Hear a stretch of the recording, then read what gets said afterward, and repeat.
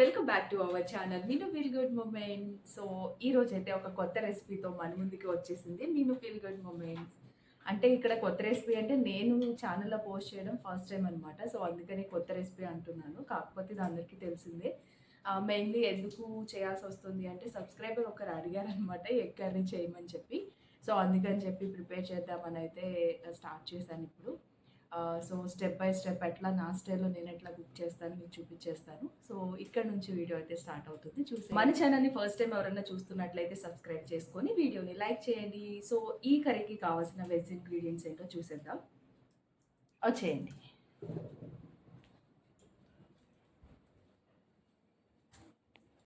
ఇక్కడ మనకి ఎగ్ కర్రీకి కావాల్సిన వెజ్ ఇంగ్రీడియంట్స్ అన్నీ కూడా ఇట్లా అయితే రెడీ పెట్టాను. సో ఇవి వచ్చేసరికి కొత్తిమీర అండ్ టొమాటో, చిల్లీ, ఆనియన్, మునక్కాయ, కరివేపాకు అండ్ ఇది వచ్చేసరికి వెల్లుల్లిపాయ. సో ఇవన్నీ కూడా నేను తీసుకునేటువంటి ఇంగ్రీడియంట్స్ అనమాట. మోస్ట్లీ అందరూ ఇవే తీసుకుంటారు కదా. ఇంకా మనం పోప్ ఐటమ్స్ ఏం యాడ్ చేస్తాము, సో యాడ్ ఆన్ చేసేటప్పుడు నేను మీకు అది చూపిస్తాను. సో ఇవైతే ముందుగానే రెడీ చేసి పెట్టాను అనమాట. అంటే మీరు ఇక్కడ ఇవి ఈ క్వాంటిటీలోనే తీసుకోవాలని కాదు, based on the your family members and based on the your curry quantity దాన్ని బేస్ చేసుకొని ఆనియన్స్ ఎంత తీసుకోవాలి, టొమాటో అట్లా మీరు కొంచెం ఇంకా ఎక్స్ట్రాగా యాడ్ చేసుకోవచ్చు అనమాట. ఇక్కడ ఎగ్స్ ముందుగానే బాయిల్ చేసి ఇట్లా పైన షెల్ తీసేసి పెట్టాను అనమాట. సో ఇట్లా కొన్ని నాట్స్ అయితే పెట్టుకుందాం ఇట్లా స్ట్రైట్గా. సో ఈ నాట్స్ వల్ల మనకున్న అడ్వాంటేజ్ ఏంటి అంటే దాని లోపలికి కర్రీలో ఉన్న టేస్ట్ అంతా కూడా లోపలికి వెళ్తుంది అనమాట ఆ నాట్స్ ద్వారా. సో అప్పుడు ఎగ్ ఇంకా టేస్ట్ అవుతుంది.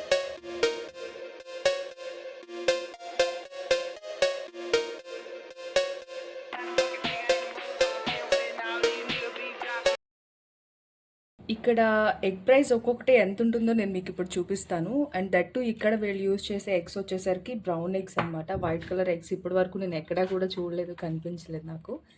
సో ఇప్పుడు నేను ఎగ్ ప్రైస్ అయితే చూపిస్తాను మీకు.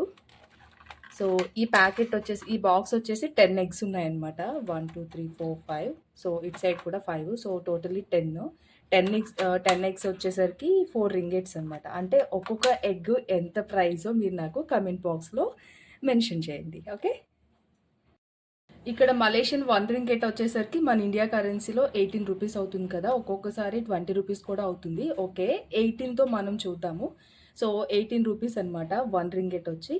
సో ఇక్కడ 4 రింగెట్స్ కదా, 10 ఎగ్స్. సో ఒక ఎగ్ మన ఇండియన్ కరెన్సీ 18 రూపీస్లో ఎంత అవుతుందో నాకు కమెంట్ బాక్స్లో మెన్షన్ చేయండి. ఓకే, ఇక్కడ ఫస్ట్ మనం ఏం చేద్దాము అంటే ఎగ్స్ని ఫ్రై చేసేసుకొని ఒక బౌల్లోకి తీసి పక్కన పెట్టేసుకుందాము. సో ఎగ్ ఫ్రై చేయడానికి ఆయిల్ వేసాను అండ్ దాంతోపాటు కొంచెం చిటికెడు పసుపు కూడా యాడ్ చేస్తున్నాను.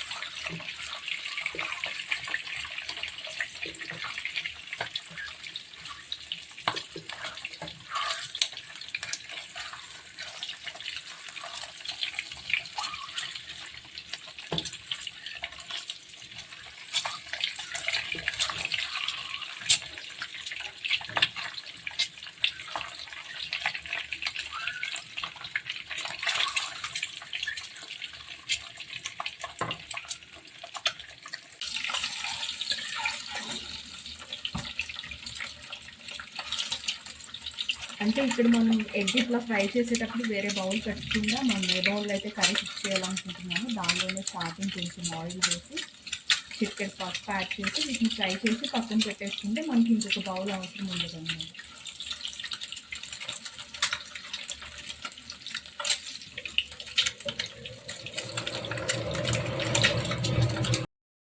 స్టేజ్ వరకు సరిపోతుంది ఫ్రై చేయడం. సో ఇక్కడ మనకి కర్రీకి కావాల్సిన పోపు ఐటమ్స్ అన్నీ 1 బై 1 యాడ్ ఆన్ చేసుకుంటూ వెళ్దాము. ఫస్ట్ నేనైతే ఇక్కడ ఆవాలైతే యాడ్ చేశాను కొంచెం. సో ఫస్ట్ ఆవాలంతా కూడా ఫ్రై అయిన తర్వాత మనం నెక్స్ట్ ఏం యాడ్ చేసుకోవాలో యాడ్ చేద్దాము.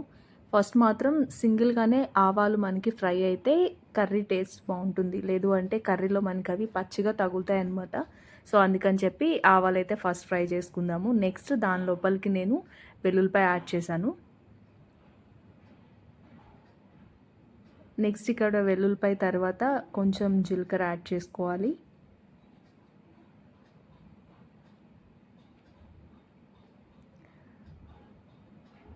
నెక్స్ట్ కొంచెం కరివేపాకు యాడ్ చేద్దాము.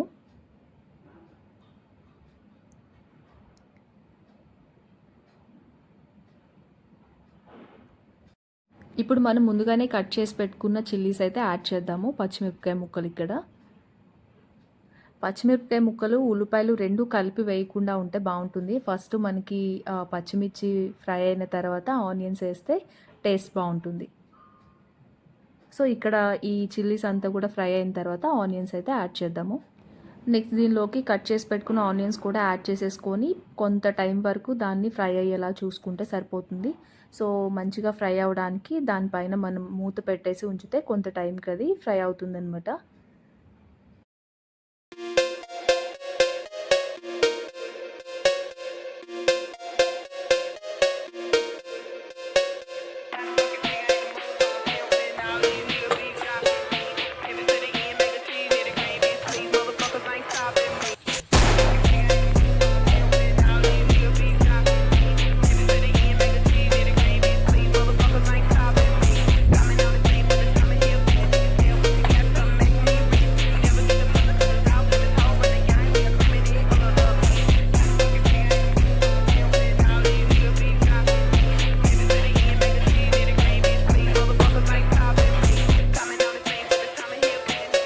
మనకి ఆనియన్స్ ఫ్రై అవ్వడానికి కొంచెం టైం టేకింగ్ ప్రాసెస్ ఉంటుంది కాబట్టి సో ఈ గ్యాప్లో మనం ఏం చేద్దాము అంటే ఒక హెల్త్ టిప్ గురించి డిస్కస్ చేద్దాం. ఓకే, సో ఆ హెల్త్ టిప్ ఏంటి అంటే లైక్ మనం ప్రతి ఫుడ్ ఐటెంలో ఏం చేస్తాము అంటే ఆనియన్స్ని అయితే ఇంక్లూడ్ చేసుకుంటాము ప్రతి కర్రీలో కూడా. సో అది లేకపోతే కర్రీ కుక్ చేయడం కూడా మానేస్తాం కదా. సో అవి తెచ్చుకున్న తర్వాతే కర్రీ అయితే కుక్ చేస్తాము. సో మెయిన్లీ అంతే ఇంపార్టెంట్గా మనం ఆనియన్స్ని అయితే తీసుకుంటాము. సో ఇక్కడ ఆనియన్స్ వల్ల మెయిన్లీ మన హెల్త్కి అడ్వాంటేజెస్ ఏంటి అంటే మన ఇమ్యూనిటీని బూస్టప్ చేస్తుంది అండ్ అట్లాగే చాలా రకాల హెల్త్ బెనిఫిట్స్లో ఆనియన్ అనేది ముందుగా ఉంటుంది కదా. సో దానివల్ల ఎంత మన హెల్త్కి అడ్వాంటేజెస్ ఉంటాయో, ఎంత హెల్త్ బెనిఫిట్స్ ఉంటుందో అంతే డిసడ్వాంటేజెస్ కూడా ఉంటాయి. సో ఆ డిసడ్వాంటేజెస్ ఎట్లా అంటే మనంతట మనం క్రియేట్ చేస్తేనే అది అవుతుందన్నమాట. అంటే అవి మనం ఎట్లా క్రియేట్ చేస్తాము, ఏ కారణాల వల్ల మన హెల్త్ దానివల్ల డ్యామేజ్ అవుతుంది అనేది చూద్దాము. సో మెయిన్లీ మనం ఏం చేస్తాము, డైలీ కొన్ని ఆనియన్స్ కట్ చేస్తూ ఉంటాము. కట్ చేసినప్పుడు ఏం చేస్తాము అంటే కర్రీకి ఎక్కువైపోతుంది అన్నప్పుడు కొన్ని పీసెస్ తీసి ఒక బౌల్లో వేసి ఫ్రిడ్జ్లో స్టోర్ చేస్తాం. లేదు అంటే అట్లా పక్కన పెట్టేస్తాం. కొన్నిసార్లు ఏం చేస్తాము, ఆనియన్ యొక్క పైన పీల్ తొక్క తీసి అట్లా స్టోర్ చేసుకుందాం. ఓకే, ఒక్కొక్కసారి ఏం చేస్తాము అంటే ఆనియన్ కట్ చేసి ఒక హాఫ్ అట్లా పక్కన స్టోర్ చేస్తాం. సో ఎనీవే ఏదేమైనా సరే ఆనియన్ పైన పీల్ తీసిన ఆనియన్స్ని కట్ చేసి పక్కన స్టోర్ చేసిన దాని వలన చాలా నెగిటివ్ ఇంపాక్ట్ అనేది మన హెల్త్ మీద పడుతుంది. ఎలా అంటే సో ఇక్కడ మెయిన్లీ కొన్నిటి గురించి చెప్పాలి అంటే మోస్ట్లీ చూసినట్లయితే some other useful micro organisms and some other harmful micro organisms అయితే ఉంటాయి. వాటిలో బ్యాక్టీరియాస్ కూడా అంతే, మెయిన్గా 2 టైప్స్ చూస్తాము. కొన్ని యూస్ఫుల్ ఉంటాయి, కొన్ని హార్మ్ఫుల్ ఉంటాయి. సో అంటే గుడ్ బ్యాక్టీరియా, బ్యాడ్ బ్యాక్టీరియా అనమాట. సో ఇక్కడ మనం ఆనియన్స్ని అట్లా స్టోర్ చేసినట్లయితే ఏమవుతుంది అంటే చాలా స్పీడ్గా బ్యాడ్ బ్యాక్టీరియా, హార్మ్ఫుల్ బ్యాక్టీరియా అనేది ఆనియన్ని అటాక్ చేస్తుంది అనమాట. సో మనం నెక్స్ట్ డే ఏం చేస్తాము, అట్లా స్టోర్ చేసి పెట్టుకున్న ఆనియన్స్ని మన ఫుడ్ కుక్ చేసే ఐటమ్స్లో యాడ్ చేసేస్తాం. యాడ్ చేసినప్పుడు ఏమవుతుంది, ఆ ఆనియన్స్లో ఉన్నటువంటి బ్యాక్టీరియా అనేది మన బాడీలోకి ఎంటర్ అయిపోతుంది. సో మన బాడీలోకి ఎంటర్ అయినప్పుడు ఏమవుతుంది అంటే దాని యొక్క ఇంపాక్ట్ దేని మీద పడుతుంది అంటే మన డైజెస్టివ్ సిస్టమ్ మీద పడుతుంది అనమాట.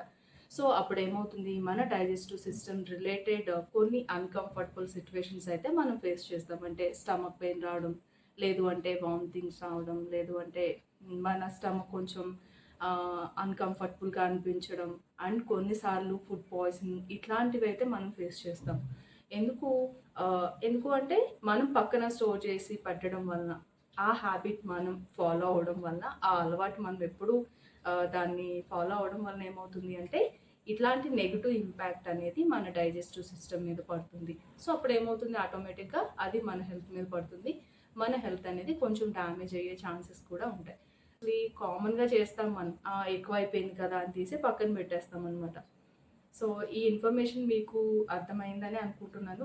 కొన్నిసార్లు కట్ చేసిన ఆనియన్స్ వలన ఉపయోగాలు కూడా ఉంటాయి. అవి ఏంటి అంటే, మన ఫ్యామిలీలో ఎవరైనా సిక్ అయినా, లేదు అంటే ఫీవర్ ఉన్నా సరే, లేదు కొంచెం అన్‌కంఫర్టబుల్ సిట్యుయేషన్స్ ఉన్నా సరే, ఏం చేస్తారు అంటే ఆనియన్స్‌ని కట్ చేసి, పైన పీల్ తీసి ఆనియన్స్‌ని కట్ చేసి వాళ్ళకి దగ్గరలో పెట్టండి. అంటే వాళ్ళకి బెడ్ దగ్గరలో పెడితే, అక్కడ వాళ్ళ దగ్గర ఉన్నటువంటి బ్యాడ్ బ్యాక్టీరియా అంతా కూడా ఏమవుతుంది అంటే, ఆ ఆనియన్ దగ్గరికి వెళ్ళిపోతుందనమాట. అంటే చాలా స్పీడ్‌గా ఆనియన్‌ని అటాక్ చేస్తుంది. సో, వాళ్ళ దగ్గర ఉన్నటువంటి హార్మ్‌ఫుల్ బ్యాడ్ బ్యాక్టీరియా అంతా కూడా ఆ ఆనియన్‌కి అట్రాక్ట్ అయ్యి దాని దగ్గరికెళ్ళిపోతుంది. సో, అప్పుడు నెక్స్ట్ ఏం చేస్తాము 1 ఆర్ 2 అవర్స్ తర్వాత ఆనియన్స్‌ని తీసి బయట పడేస్తే సో, కొంతవరకు వాళ్ళకి హెల్త్ అనేది రిలీఫ్ అవుతుందనమాట.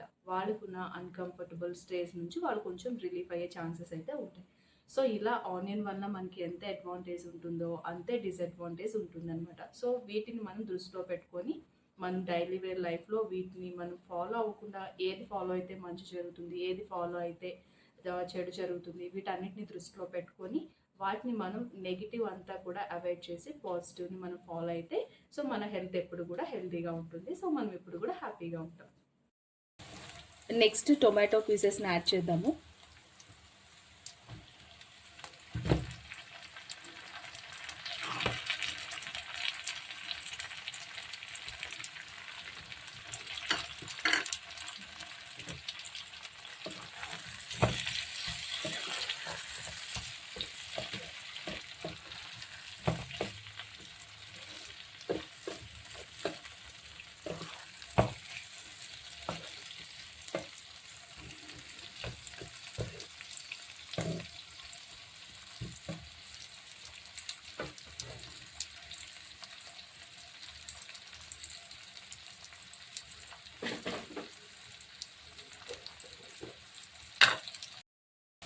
ఇప్పుడు ఇక్కడ మనం కొంచెం సాల్ట్ అండ్ పసుపు యాడ్ చేద్దాము.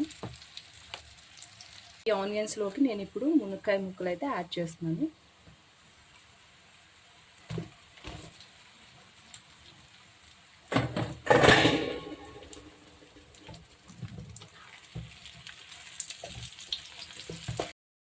ఇక్కడ నెక్స్ట్ స్టెప్‌లో నేనేం చేశా అంటే మునక్కాయ ముక్కలు యాడ్ చేసిన తర్వాత టొమాటో పీసెస్ కూడా యాడ్ చేశాను. సో, దాని లోపలికి కొంచెం పసుపు అండ్ సాల్ట్ అయితే యాడ్ చేసి కొంచెం మిక్స్ చేస్తున్నాను అనమాట. ఇలా ఇక్కడ పసుపు, సాల్ట్ 2 కలిపి వేయడం వల్ల నార్మల్‌గా కంటే కొంచెం ఈజీగా, త్వరగా, ఫాస్ట్‌గా కొంచెం కుక్ అవుతుంది. ఫాస్ట్‌గా ఫ్రై అవుతుందనమాట. సో, ఇట్లా మనం మొత్తం కూడా మిక్స్ చేసుకొని పైన కొంచెం మూత పెట్టేసి ఉంచితే కొంత టైంకి అది బాగా ఫ్రై అయిపోతుంది. ఇప్పుడు మనం ఈ స్టేజ్‌లో ఏం యాడ్ చేద్దాము అంటే ఫైనల్‌గా దీనిలోకి కారం కొంచెం యాడ్ చేసి, కారం కూడా అంతా కూడా ఫ్రై అయిన తర్వాత కొద్దిగా చింతపండు పులుసు అయితే యాడ్ చేద్దాము. సో, ఇక్కడ వరకు ఇలా వస్తే సరిపోతుందనమాట. సో, దీనిలో మోస్ట్‌లీ మనకి మునక్కాయ ముక్క కూడా ఉడికిపోయింది. సో, ఇప్పుడు ఏం చేద్దామంటే కారం యాడ్ చేసుకొని నెక్స్ట్ స్టెప్‌లో మనం చింతపండు రసం అయితే యాడ్ చేద్దాం. సో, చూసాం కదా టొమాటోస్ అట్లాగే టొమాటో మొత్తం కూడా ఫ్రై అయిపోయింది. అట్లాగే మునక్కాయ ముక్క కూడా మొత్తం ఉడికిపోయింది. సో, ఇప్పుడు మనం కారం యాడ్ చేద్దాము. అంటే మనం ఎంత స్పైసీగా తినాలి అనుకుంటున్నామో దాన్ని బేస్ చేసుకొని కారం అయితే యాడ్ చేసుకోండి.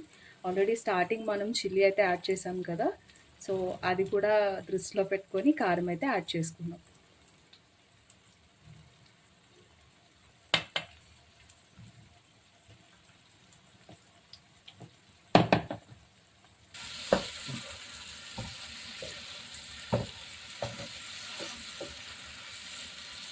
మనం స్టార్టింగ్ ఆనియన్స్‌ని ఎంత బాగా అయితే ఫ్రై చేసుకుంటామో కర్రీ కూడా మనకి అంత టేస్ట్‌గా ఉంటుంది. సో, ఆనియన్స్ మీద బేస్ అయ్యి ఉంటుంది. నేనైతే అనుకుంటాను అట్లాగా. సో, స్టార్టింగ్ మనం ఆనియన్స్ మంచిగా ఫ్రై చేస్తే కర్రీ అనేది అంత టేస్ట్ వస్తుందనమాట. సో, ఇప్పుడు దీనిలోకి మనం సాల్ట్, అట్లాగే కారం, పసుపు అన్నీ యాడ్ చేసేసాము. అండ్ అట్లాగే దీనిలో టొమాటో ఉడికిపోయింది. అట్లాగే మునక్కాయ ముక్కలు కూడా ఉడికిపోయాయి. ఇప్పుడు ఏం చేద్దాము అంటే ఫైనల్ స్టేజ్‌లో మనం దీనిలోకి కొంచెం చింతపండు రసం అయితే యాడ్ చేస్తున్నాను. చాలా తక్కువ యాడ్ చేస్తున్నాను చింతపండు రసం, ఎందుకంటే స్టార్టింగ్ మనం టొమాటో పీసెస్ కూడా యాడ్ చేసాం కాబట్టి ఆ పులుపు ఈ పులుపు ఎక్కువ అవుతుంది. సో చూసుకొని కొంచెం తక్కువగా యాడ్ చేసుకుంటే సరిపోతుంది అనమాట. లాస్ట్లో ఒకసారి టేస్ట్ చూసుకుందాము. చూసిన తర్వాత పులుపు ఎక్కువైనా ఉప్పు తక్కువైనా అవన్నీ కూడా మళ్ళీ మనం ఎక్స్ట్రాగా యాడ్ ఆన్ చేసుకోవచ్చు.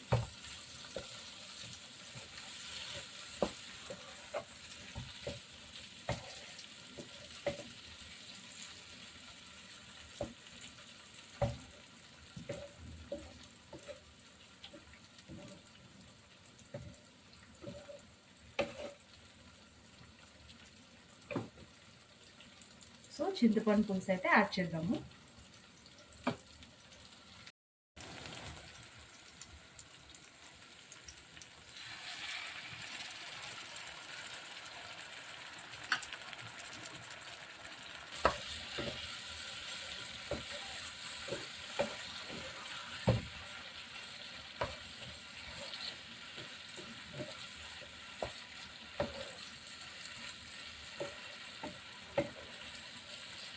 సో ఇక్కడ ఎగ్ ప్రైస్ మీరు క్యాల్కులేట్ చేసే ఉంటారు అనుకుంటున్నాను. సో నాకు అది కమెంట్లో చెప్పండి. 1 ఎగ్ ఎంత అవుతుంది మన ఇండియన్ కరెన్సీలో? మలేషియన్ 1 ఎగ్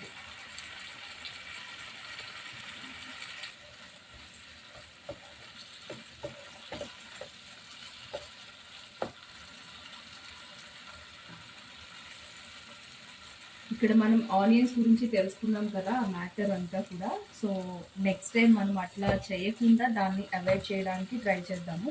ట్రై చేయడం కాదు, ఇది మనకి డిసడ్వాంటేజ్ అని తెలిసిన తర్వాత ఖచ్చితంగా దాన్ని ఫాలో అయితేనే మన హెల్త్ని మనం ప్రొటెక్ట్ చేసుకున్న వాళ్ళం అయితే అవుతాము. సో అందుకని చెప్పి నెక్స్ట్ నుంచి మనం ఏం చేద్దాము అంటే వెజిటేబుల్స్ అన్నీ, అంటే ఆనియన్ తప్ప మిగతావన్నీ ముందుగానే కట్ చేసి పెట్టుకున్నా సరే పర్వాలేదు, బట్ ఆనియన్స్ మాత్రం ఇన్స్టెంట్గా అప్పటికప్పుడు కట్ చేసుకున్నాము. అండ్ అట్లాగే ఫ్రిడ్జ్లో స్టోర్ చేయడము, అండ్ అట్లాగే కట్ చేసి పక్కన పెట్టేయడము, హాఫ్ తీసి పక్కన పెట్టడం, ఇలాంటివి మాత్రం చేయలేదు. చేస్తే దానివల్ల మనకి ఉండే డిసడ్వాంటేజెస్ ఏంటో మనం చూసాం కాబట్టి, సో ఆ హ్యాబిట్ని మనం అవాయిడ్ చేద్దాం. ఓకే,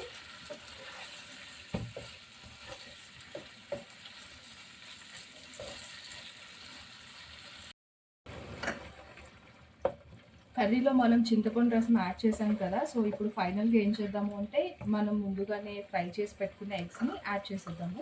సో అప్పుడు ఆ పులుసు అదంతా కూడా ఈ ఎగ్ లోపలికి వెళ్ళి ఎగ్ కూడా టేస్ట్గా అయిపోతుంది. సో ఇప్పుడు నేను దీనిలోకి ఎగ్స్ కూడా యాడ్ చేసేస్తున్నాను.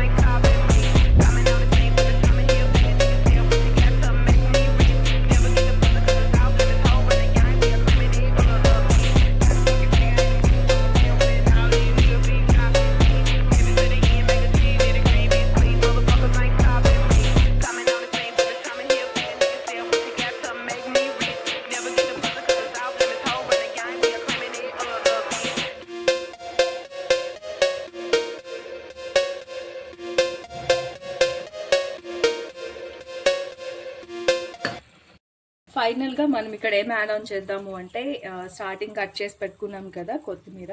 సో దీనిలో ఈ కొత్తిమీర అనేది గార్నిష్ చేద్దాము. ఫైనల్ స్టేజ్ అనమాట. ఇంకా ఇది మనం కొత్తిమీర కూడా యాడ్ చేసిన తర్వాత జస్ట్ ఒక 2-3 మినిట్స్ ఉంచి ఇంకా మనం స్టవ్ ఆఫ్ చేసేసుకోవచ్చు.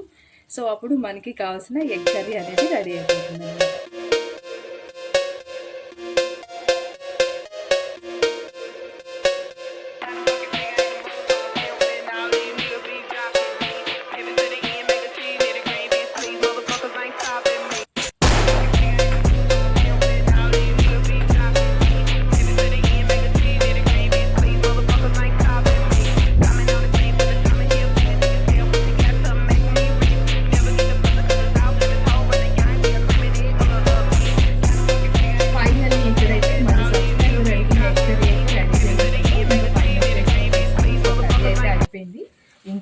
ఆఫ్ చేసేసుకోవచ్చు, మనం స్టవ్ ఆఫ్ చేసుకోవచ్చు.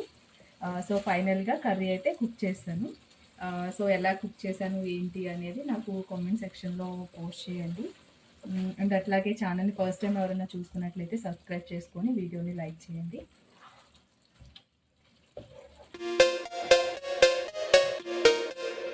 సో ఫైనల్గా కర్రీ అయితే రెడీ అయింది.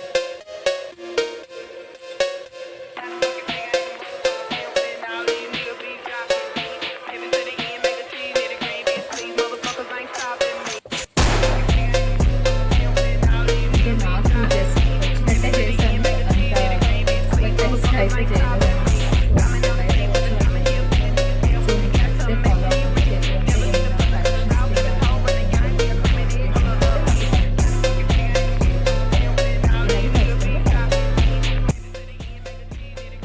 సో ఫైనల్గా మన సబ్స్క్రైబర్ అడిగిన ఎగ్ కర్రీ అయితే రెడీ చేసేసాను. సో ఇలా అయితే నా స్టైల్లో కుక్ చేశాను. సో మీకు నచ్చితే మీరు కూడా అలా ఫాలో అవ్వండి. లేదు ఇంకా ఏమైనా మోడిఫికేషన్స్ ఉన్నా, కరెక్షన్స్ ఉన్నా నాకు కామెంట్ బాక్స్లో షేర్ చేస్తే నేను అవి రెక్టిఫై చేస్తాను.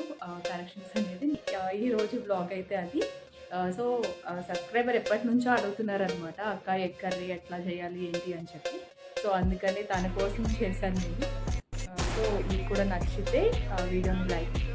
ఫైనల్గా ఎగ్ కర్రీ అయితే రెడీ అయిపోయింది. ఇంకా మనం ఇప్పుడు స్టవ్ అయితే ఆఫ్ చేసేసుకోవచ్చు.